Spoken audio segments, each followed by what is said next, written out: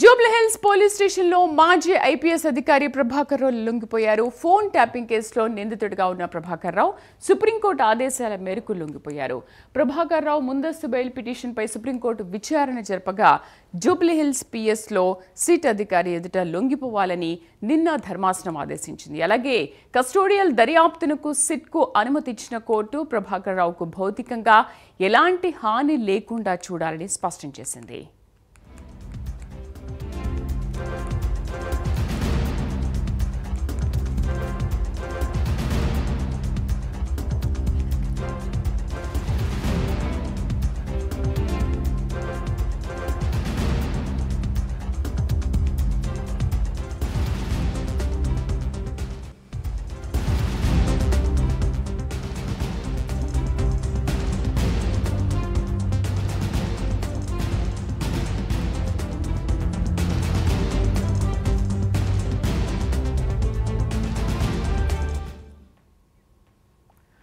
Jubilee Hills police స్టేషన్లో మాజీ IPS అధికారి ప్రభాకర్ రావు లొంగిపోయారు. ఫోన్ ట్యాపింగ్ కేసులో నిందితుడిగా ఉన్న ప్రభాకర్ రావు సుప్రీంకోర్టు ఆదేశాల మేరకు లొంగిపోయారు. ప్రభాకర్ రావు ముందస్తు బెయిల్ పిటిషన్పై సుప్రీంకోర్టు విచారణ జరపగా జూబ్లీహిల్స్ పిఎస్లో సిట్ అధికారి ఎదుట లొంగిపోవాలని నిన్న ధర్మాసనం ఆదేశించింది. అలాగే కస్టోడియల్ దర్యాప్తునకు సిట్కు అనుమతి ఇచ్చిన కోర్టు ప్రభాకర్ రావుకు భౌతికంగా ఎలాంటి హాని లేకుండా చూడాలని స్పష్టం చేసింది.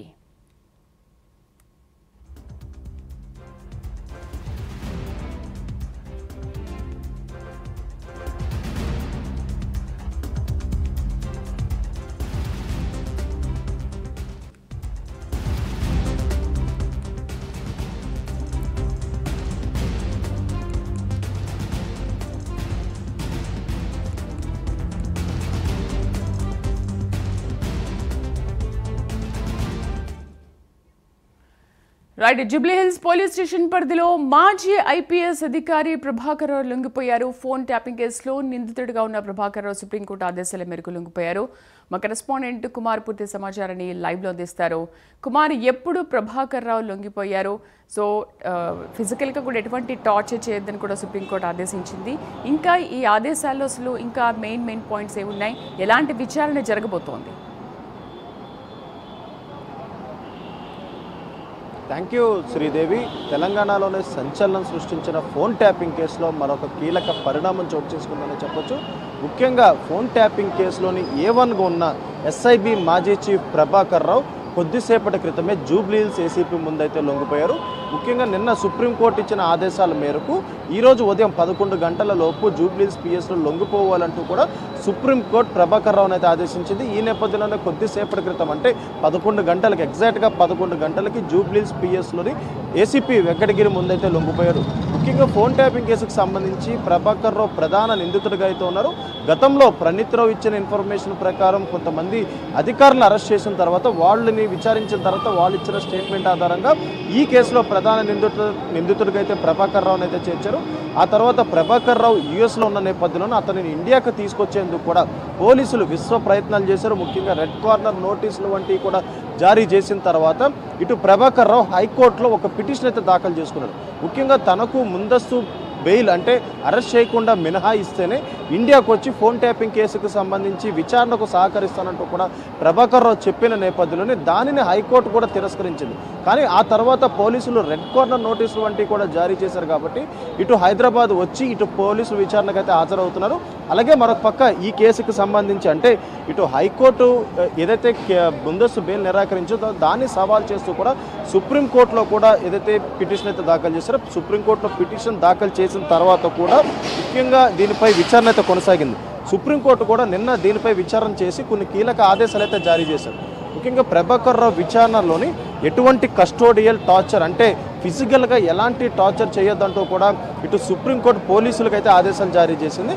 అలాగే మరొక పక్క విచారణ సమయంలోని ఇంటి నుండి భోజనాన్ని సౌకర్యం కూడా కల్పించాలంటూ కూడా ఇప్పటికే చెప్పడం జరిగింది. అలాగే మరొక పక్క ముఖ్యంగా ఈ కేసుకు సంబంధించి సుప్రీంకోర్టు ఇచ్చిన ఆదేశాల మేరకు ప్రభాకర్ రావు కూడా కొద్దిసేపటి క్రితమే పిఎస్లో లొంగిపోయారు. కాబట్టి ఈ కేసులో విచారణ చాలా వేగవంతం అయ్యే అవకాశం అవుతుంది.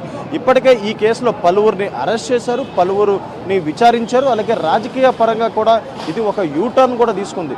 ఎందుకంటే ముఖ్యంగా గత బీఆర్ఎస్ హయాంలో అంటే బీఆర్ఎస్ ప్రభుత్వం ఉన్న సమయంలోని ముఖ్యంగా ఈ కేసుకు సంబంధించి అంటే అప్పుడు ఫోన్ ట్యాపింగ్ జరిగిందంటూ కూడా అప్పటి ప్రతిపక్ష నేతగా ఉన్న సీఎం రేవంత్ రెడ్డితో పాటు ఇటు ప్రతిపక్ష నేతలు అలాగే ముఖ్యంగా బీఆర్ఎస్ సంబంధించిన అగ్ర నేతల ఫోన్లు కూడా ట్యాప్ చేసినట్లు గతంలో ఏదైతే దీనికి సంబంధించి తెలిసింది కాబట్టి ఆ తర్వాత కాంగ్రెస్ ప్రభుత్వం అంటే 2023లో కాంగ్రెస్ ప్రభుత్వం హయాంలోకి వచ్చిన తర్వాత ఫోన్ ట్యాపింగ్ కేసుపైకి సంబంధించి ఏదైతే విచారణ అయితే ప్రారంభించింది. ముఖ్యంగా ఈ కేసులోని మొదటగా ప్రణీతరావుని అంటే డీసీపీ స్థాయి వ్యక్తిగా ప్రణీతరావు వ్యవహరించారు. ప్రణీతరావుని ఏదైతే అరెస్ట్ చేసిన తర్వాత అతనిని పూర్తిగా విచారించిన తర్వాత ముఖ్యంగా ఫోన్ ట్యాపింగ్ కేసుకు సంబంధించి హార్డ్ డిస్కులు అన్నీ కూడా ధ్వంసం చేయడం లాంటివి ఇటు ప్రణీతరావు చేసినట్లు అంగీకరించారు. ఆ తర్వాత అతనిని అరెస్ట్ చేసిన తర్వాత అతను ఇచ్చిన సమాచారం మేరకు కొంతమంది అధికారులు ఇటు భుజంగరావు, తిరుపతన్న, రాధాకిషన్ రావు లాంటి అధికారులు కూడా పోలీసులు అదుపులోకి తీసుకొని వాళ్ళు కూడా విచారించారు.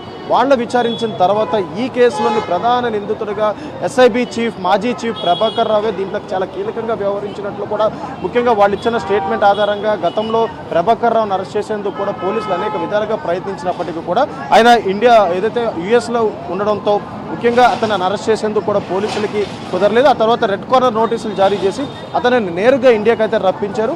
అలాగే ఇండియాకి రప్పించిన తర్వాత కూడా ఫోన్ ట్యాపింగ్ కేసులో 2-3 సార్లు జూబ్లీహిల్స్ పోలీసుల ముందు ఆయన విచారణకు కూడా హాజరయ్యారు. అయితే అప్పుడు ఏదైతే ఈ డేటాకి సంబంధించి ప్రభాకర్ రావుని విచారించిన సమయంలోనే అతను పోలీసులకు మాత్రం ఏమాత్రం సహకరించలేదు. ముఖ్యంగా తను వాడినటువంటి ఫోన్ల గురించి పోలీసులు ఆరా తీసినప్పుడు తన పాత ఫోన్లు ఇచ్చారే తప్ప ఫోన్ ట్యాపింగ్ జరిగినప్పుడు వాడిన ఫోన్ డేటాను అలాగే ఫోన్లు కూడా ప్రభాకర్ రావు అందించలేదు. అలాగే ఐఫోన్కి సంబంధించి అంటే 5 ఐఫోన్లు మొత్తం కూడా ప్రభాకర్ రావు వాడినట్లయితే తెలుస్తుంది. దానికి సంబంధించిన పాస్వర్డ్ రీసెట్లు కూడా ఏదైతే ప్రభాకర్ రావు సహకరించకపోవడంతో కూడా ఇటు పోలీసులు ఉన్నత స్థాయి అంటే సుప్రీంకోర్టును అయితే ఆశ్రయించింది. ముఖ్యంగా ప్రభాకర్ రావు విచారణకు సహకరించట్లేదు. ఇప్పటికే ఈ కేసు సుదీర్ఘంగా విచారణ జరిగింది. చివరి దశలో ఈ కేసు ఉంది కాబట్టి ఖచ్చితంగా ప్రభాకర్ రావుని కస్టడీకి తీసుకొని విచారిస్తే కానీ ఈ కేసులో ముఖ్యంగా ఎవరైతే ఈ కేసులో ఉన్నారనేది అయితే బయటకు వచ్చే అవకాశం లేదంటూ కూడా ముఖ్యంగా పోలీసులు కూడా సుప్రీంకోర్టును ఆశ్రయించిన నేపథ్యంలోనే నిన్న దీనిపై పూర్తిగా విచారణ అయితే కొనసాగింది. విచారణ కొనసాగిన తర్వాత సుప్రీంకోర్టు ఇచ్చిన ఆదేశాల మేరకు కొద్దిసేపటి క్రితమే ప్రభాకర్ రావు జూబ్లీహిల్స్ పిఎస్ఐ ఏసీపీ వెంకటగిరి ముందైతే లొంగిపోయారు.